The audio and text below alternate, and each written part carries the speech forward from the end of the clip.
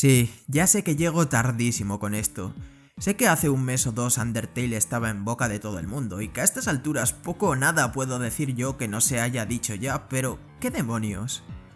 Como a veces sucede con esta clase de fenómenos masivos, Undertale ha dividido en dos a internet. Por un lado están aquellos que piensan que simplemente es una moda más y un producto tremendamente sobrevalorado, y por el otro, quienes lo consideran uno de los mejores, si no el mejor juego de los últimos tiempos o incluso de la historia. En este vídeo voy a tratar de posicionarme en ese espectro, pero quiero aclarar que no pretendo hacer una reseña o análisis en profundidad del juego, pues no soy ningún entendido del mundo de los videojuegos, sino más bien dar una opinión general del mismo y transmitir las sensaciones que yo he sentido jugándolo, pues hay veces que algo llama tu atención tanto que te sientes en la necesidad de hacerle un homenaje. Antaño, dos razas reinaban a la par sobre la superficie, los humanos y los monstruos. Una guerra estalló un día y los monstruos, derrotados, son exiliados al subsuelo, hasta que un niño cae al monte Ebor, la frontera entre los dos mundos. No es una historia original ni mucho menos, pero ¿sabes qué? No lo necesita. Y es que una de las razones de ser de Undertale es demostrar que con todo lo que ha llovido en la industria de los videojuegos, aún hay lugar para una aventura de las de antes. El eslogan con el que Undertale apareció fue el RPG en el que no tienes por qué matar a nadie. Esa es la premisa en la que el juego se basa en su totalidad. Como el humano caído, tu misión es abandonar el subsuelo y regresar a casa, y eso inevitablemente comportará que los monstruos se crucen en tu camino. Es tu decisión matarles, como en cualquier otro RPG, o perdonarles, cambiando según tus decisiones el rumbo que la historia tomará. Y es aquí donde entra uno de los puntos que más han llamado mi atención, el sistema de combate. Si decides tomar una vía pacífica, deberás conocer al monstruo, de modo que averigües cómo debes actuar para perdonarle. Como una parodia al habitual sistema de fortalezas y debilidades de los RPGs, con unos monstruos lo efectivo será halagarles, con otros coquetear con ellos y con otros competir a hacer flexiones. Eso hace que cada batalla sea única y divertida, enfrente de los típicos combates que consisten en machacar el mismo comando una y otra vez. Por otro lado, en vez de simplemente recibir golpes del adversario, aquí el monstruo encierra tu alma, representada por un corazón, siendo sus movimientos acordes a las acciones que tú mismo realices durante el combate. Por otro lado, tenemos las batallas contra los jefes, y tengo que decir que duelos tan increíbles como el de Metaton o Muffet quedarán grabados para siempre en mi memoria, pero incluso encuentros aleatorios de este juego son infinitamente más interesantes que batallas finales de otros. Precisamente, una de las razones por las que el juego puede permitirse una historia tan a priori simple, lineal y ausente de subtramas es que cada combate es una historia de por sí, y cada monstruo que te encuentras, un personaje digno de ser recordado. Hablando de personajes, los principales que te guían por la aventura son otro punto muy a destacar. A primera vista pueden parecer personajes que, aunque carismáticos, son extremadamente planos y simples, pero a medida que avanzas en la aventura, ves que lo que parecían simples estereotipos tienen mucho más que decir. Esto se hace evidente en personajes como Papyrus, a priori el típico engreído pero de buen fondo que actúa de bufón y a veces resulta algo patético, cuando en la ruta genocida saca a relucir su verdadera personalidad, gastando su último aliento en decir que aún cree en ti, justo antes de que le asesines. O Undyne, la típica chica dura que lo soluciona todo a golpes, cuando, delante de la amenaza que tú supones, trata de tranquilizar a monstruos más débiles actuando de forma muy dulce y saca fuerzas de donde no las hay para proteger tanto a monstruos como a humanos. En una era en la que todo el mundo trata de evadir los clichés y traer personajes súper profundos y polifacéticos, Undertale toma una vía alternativa, coge los estereotipos, los eleva a su máxima potencia y luego los desmonta, sacando una cara de ellos que nunca hubieses imaginado. Son personajes que inevitablemente acabarás queriendo como si fuesen amigos tuyos, y aunque es cierto que pueden llegar a pecar de ser algo predecibles, difícilmente te olvidarás de ellos por una razón muy simple, y es que se sienten reales, aunque pensándolo bien, tal vez sea al contrario. Tal vez mientras juegas a Undertale, tú mismo te conviertes en uno de ellos. En cuanto al apartado artístico, destaca una increíble banda sonora. Toby Fox venía de un gran trabajo con la música para el webcómic Homestuck, y como no podía ser de otra forma con los años dedicados a componer, desarrollar, madurar y pulir la música de Undertale, no decepcionó. El juego destaca por su enorme cantidad de temas, y aunque muchos de ellos son remasterizaciones y covers de otros, del primero al último expresa la situación a la perfección, transmitiendo emociones con una fuerza impresionante, ya sea calma, nostalgia o desesperación.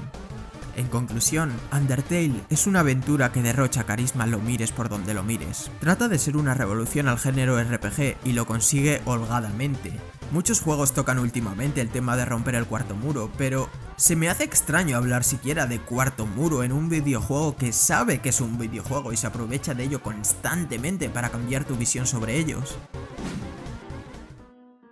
No he acabado ni de lejos con los puntos de Undertale que me han gustado, pero cómo no, también hay cosas que no me han acabado de convencer. Después de todo, cuando algo te gusta tanto, el peor favor que puedes hacerle es tratar de negar sus fallos, y esto es algo que por desgracia buena parte del fandom se ha dedicado a hacer, y la razón por la que una joya como esta se haya ganado el título de sobrevalorado para mucha gente. Los momentos de humor son muy divertidos, pero a veces me da la sensación de que el juego lleva demasiado lejos lo de tomarte el pelo. A veces parece que directamente se esté riendo de ti. Por otro lado, los puzzles que nos encontramos mientras avanzamos me han parecido, ¿cómo decirlo?, mediocres. La mayoría son bastante innecesarios y veo en ese aspecto un potencial de hacer algo mucho más interesante desaprovechado. Tampoco estoy seguro de que la curva de dificultad sea muy acertada, aunque claro, tal vez alguien a quien Muffet le llevó una puta tarde entera no sea la persona más apropiada para hablar de dificultad. Otra cosa que eché en falta fue algún modo de volver rápidamente a sitios ya visitados. A menudo durante la aventura te ves en la necesidad de volver sobre tus pasos, ya sea para comprar objetos curativos o cumplir algún requisito de la ruta pacifista. Y teniendo en cuenta que el número de encuentros con monstruos tampoco es que escasee, se me hizo bastante tedioso.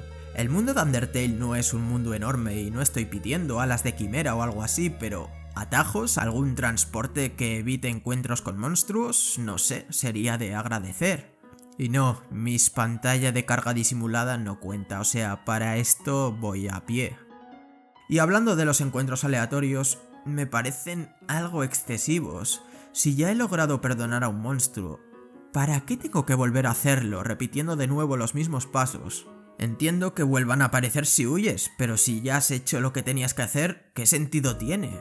Pero todo esto no son más que aspectos muy puntuales y no creo que sean para nada fallos significativos que mermen la experiencia de juego. El único problema realmente destacable que tengo con Undertale, y aquí estoy convencido de que la gran mayoría no vais a estar de acuerdo conmigo, es que da la sensación de que se contradice.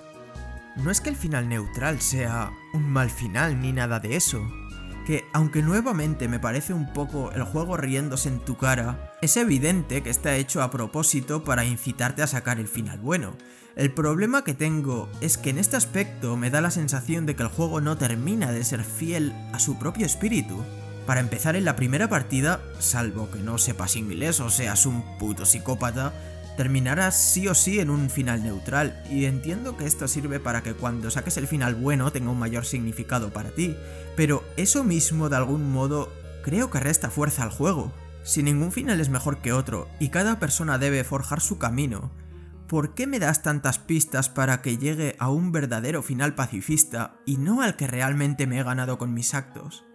Cuando Undertale dice que sigamos decididos, ¿nos quería decir que sigamos nuestro propio camino, bueno o malo, hasta el final? ¿O por el contrario, simplemente que salvemos al mundo?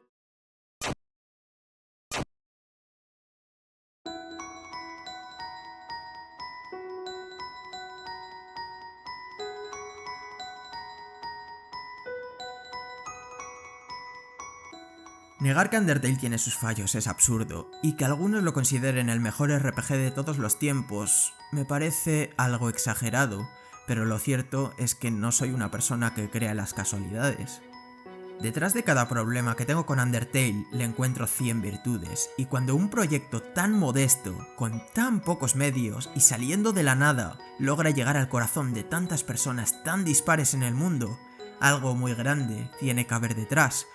Por lo que a mí respecta, lo que más me ha cautivado de este juego no es su historia, no son sus mecánicas, ni sus finales, ni sus personajes, ni siquiera el modo en que destruye la cuarta pared. De entre todas las virtudes de Undertale, la que ha marcado la diferencia en mi caso es lograr que viajara en el tiempo. Undertale es Chrono Trigger, es Pokémon Cristal, es Spyro, es A Link to the Past y es Wario Land 3, y no porque tenga nada en común con estas obras, sino por algo mucho más poderoso. Jugándolo me he sentido por primera vez en mucho tiempo como ese niño que jugó a tantos juegos, que no tenía ninguna expectativa de aquello que jugara, ni se empeñaba en buscarle pegas a todo, sino que simplemente se sentaba y disfrutaba de aquello que tenía delante, de aquel niño que imaginaba sus historias y dibujaba aquellos personajes que había conocido. Undertale no revive una infancia, sino que de algún modo crea una infancia, y esa es su mayor riqueza.